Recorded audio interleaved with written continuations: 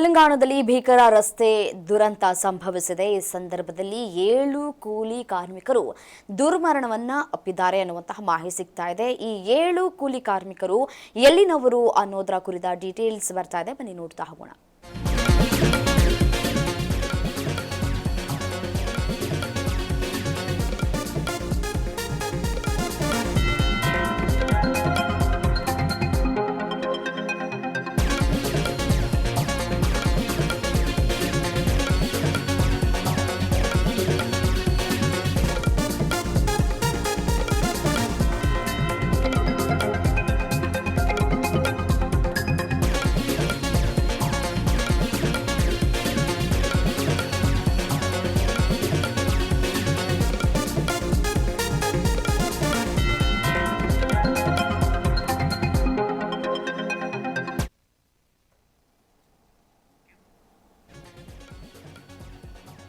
ತೆಲಂಗಾಣದಲ್ಲಿ ಭೀಕರ ರಸ್ತೆ ಅಪಘಾತ ಸಂಭವಿಸಿದೆ. ಬೀದರ್ನ 7 ಕೂಲಿ ಕಾರ್ಮಿಕರು ದುರ್ಮರಣವನ್ನಪ್ಪಿದ್ದಾರೆ. ಲಾರಿ ಆಟೋ ಡಿಕ್ಕಿಗೆ 7 ಜೀವ ಬಲಿಯಾಗಿದೆ. ಮನೆಗೆ ಮರಳುವ ದಾರಿಯಲ್ಲೇ ಕಾರ್ಮಿಕರು ಸಾವನ್ನಪ್ಪಿದ್ದಾರೆ. ಬೀದರ್ ತಾಲೂಕಿನ ರಾಜಗೀರಾ ಗ್ರಾಮದಲ್ಲಿ ನೀರವ ಮೌನ ಆವರಿಸಿದೆ. ಗಾಯಾಳುಗಳಿಗೆ ಬೀದರ್ ಜಿಲ್ಲಾಸ್ಪತ್ರೆಯಲ್ಲಿ ಚಿಕಿತ್ಸೆಯನ್ನ ನೀಡಲಾಗ್ತಾ ಇದೆ. ಮುಗಿಲು ಮುಟ್ಟಿದೆ ಕುಟುಂಬಸ್ಥರ ಆಕ್ರಂದನ. ತೆಲಂಗಾಣದಲ್ಲಿ ಭೀಕರ ರಸ್ತೆ ದುರಂತ ಸಂಭವಿಸಿ ಬೀದರ್ನಲ್ಲಿ ಕೆಲಸ ಇಲ್ಲದೆ ಬೇರೆ ಭಾಗಕ್ಕೆ ಕೆಲಸವನ್ನು ಹುಡುಕೊಂಡು ಹೋಗಿದ್ರು ಕೂಲಿ ಕಾರ್ಮಿಕರು ಅನ್ನೋದು ಗೊತ್ತಾಗ್ತಾ ಇದೆ.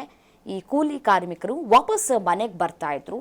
ಆ ಮನೆಗೆ ಬರುವಂತಹ ಸಂದರ್ಭದಲ್ಲಿ ಈ ರೀತಿಯಾಗಿ ಸಾವನ್ನಪ್ಪಿದ್ದಾರೆ. ಬೀದರ್ನ 7 ಕೂಲಿ ಕಾರ್ಮಿಕರು ಸಾವನ್ನಪ್ಪಿರುವಂತಹ ಹಿನ್ನೆಲೆಯಲ್ಲಿ ಇದೀಗ ಕುಟುಂಬಸ್ಥರ ಆಕ್ರಂದನ ಮುಗಿಲು ಮುಟ್ಟಿದೆ.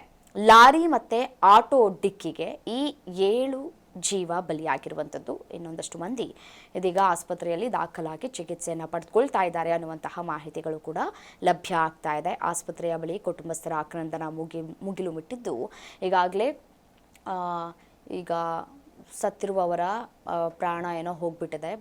ಮತ್ತೆ ಕುಟುಂಬಸ್ಥರು ಒಂದು ಕಡೆ ಆಕ್ರೋಶವನ್ನು ವ್ಯಕ್ತಪಡಿಸ್ತಾ ಇದ್ದಾರೆ.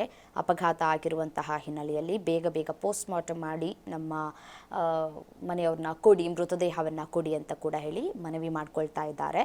ದೃಶ್ಯದಲ್ಲಿ ಗಮನಿಸ್ತಾ ಇದ್ದೀರಿ. ಪಾಪ ತಮ್ಮದಲ್ಲದ ತಪ್ಪಿಗೆ 7 ಕೂಲಿ ಕಾರ್ಮಿಕರು ದುರ್ಮರಣವನ್ನು ಅಪ್ಪಿದ್ದಾರೆ. ಮನೆಗೆ ಬರ್ತಾರೆ ಕೆಲಸಕ್ಕೆ ಹೋಗಿರುವವರು, ಅಮ್ಮ ಅಥವಾ ಅಪ್ಪ ಅಂತ ಹೇಳಿ ಕಾದು ಕೂತಿದ್ದಂತಹ ಮನೆಯವರಿಗೆ ಅತಿ ದೊಡ್ಡ ಶಾಕ್ ಎದುರಾಗಿದೆ. ತಂದೆ ಇಲ್ಲ, ತಾಯಿ ಇಲ್ಲ ಅನ್ನುವಂತಹ ವಿಚಾರ ತಿಳಿದಂತಹ ಕುಟುಂಬಸ್ಥರು, ಮನೆಯವರು ಇದೀಗ ಆಸ್ಪತ್ರೆಯ ಬಳಿ ಬಂದು ಕುಟುಂಬಸ್ಥರೆಲ್ಲರೂ ಕೂಡ ಜಮಾವಣೆಯಾಗಿದ್ದಾರೆ. ತಮ್ಮ ಆಕ್ರೋಶವನ್ನು ವ್ಯಕ್ತಪಡಿಸ್ತಾ ಇದ್ದಾರೆ. ತಮ್ಮ ಅಳಲನ್ನು ಕೂಡ ಈ ಮುಖಾಂತರ ಅವರು ವ್ಯಕ್ತಪಡಿಸ್ತಾ ಇದ್ದಾರೆ.